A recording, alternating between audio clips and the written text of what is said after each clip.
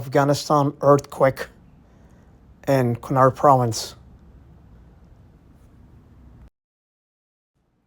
د افغانستان د کونړ په ولایت کې او د ننګرهار په یو برخه کې د شپې لخوا زلزله شوې ده چې په دې زلزلې له اثره خلکو ته تلفات رسیدلی.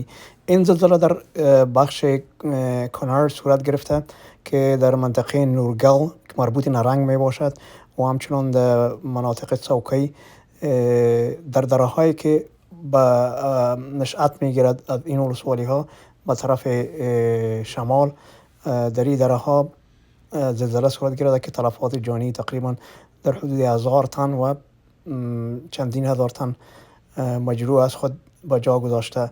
مشکلات عمده ای که در این منطقه برای کمک رسانی است عبارت از است که اینها راه صعب العبور دارد و به اثر زلزله اکثر راههای آن مسدود شده. مناطقی که زیاد متضرر شده عبارت از دره مزار است.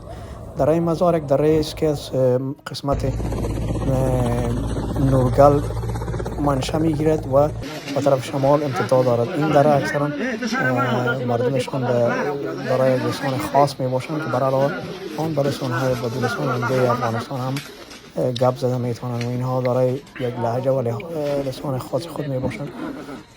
در این دره زندگی سخت بوده اگرچه در نظر طبیعی مقبول می باشد.